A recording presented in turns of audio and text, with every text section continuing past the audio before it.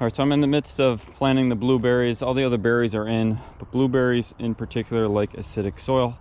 So before just kind of putting them into the ground like I'm doing right now, I'm just doing some things to the soil to make sure it is in the pH range that blueberries like, which is around 4 to 5.5. So I'm using peat moss, which is naturally acidic.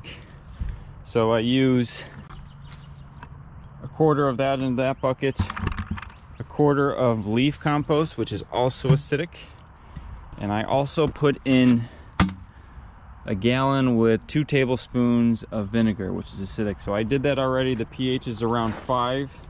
So as I dig out the bucket of dirt, you see the crappy soil that's in there, and you see the nice black compost. So as soon as you have everything in there, that's when you put your soil mixture in there. So I'll do that right now, and I'll show you where I'm at with that. All right, so I've made my peat moss soil mixture. I just put the vinegar into the 1 gallon of water and just dump in the whole bucket. So I just have my sludge right here. So I'm gonna fill in mostly that hole with my blueberry. And when you have blueberries, you want to have 2 different varieties. So I have them kind of crisscrossed in the rows. They will self-pollinate, but you get better pollination with cross-pollination.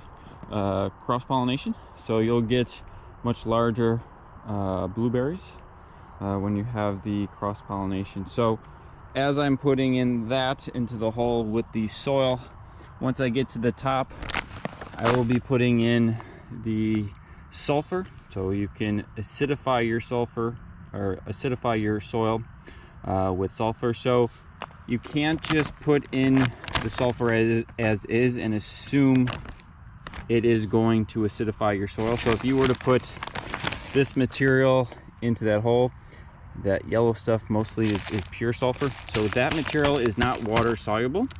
So the only way that makes your soil acidic is with the microbes that break it down into the soil. So this is not going to very quickly acidify your soil. So you can have more water soluble forms of this, like aluminum sulfate. That also doesn't make it that acidic, but it's at least water soluble, that it will react with the water to form that acid. In this case, you have to probably wait about a year. So on the bag itself, it says a cup and a quarter per new bush into the hole. So I just have my measuring cup in there. So you have to use this. But it takes pretty much a long time, a whole growing season, for it to break down to actually make it acidic. And you also have to remember, when you're acidic, specifically in this hole, as you have water pushing down onto the sides that's not acidic, you're going to have mixing in between. So even though that this soil is pH of 5, it is not going to remain pH of 5 in there for the foreseeable future. I will assume within a week or 2, a lot of that acid will already be naturally neutralized by the base that's in the surrounding soil. That's why you want to use a slow release, such as this, over time, that will consistently provide lower amounts of acid, but have that over a longer time period to counteract the effects that you're going to have just with nature in the surrounding hole. So don't just throw this in, assume it's going to be acidic. You have to do stuff immediately as you put in the blueberry. That's why you use the peat moss, and you use this routinely on a seasonal basis to keep putting in there, so you're constantly having that acidic soil for that blueberry. So we're putting in about 12 of these things. This, your blueberry, 2 different varieties, peat moss, compost. Have your little pH paper, make sure it's between 4 and 5.5. Check it over time, make sure it's at least trying its best to be at that pH to maintain the preferable soil condition for your blueberry. And then you go with it from there. So quick and easy, but a little more not as straightforward as the other berries because of this added acid step. But nonetheless, it's planting, it's dirt. It'll eventually work itself to growing.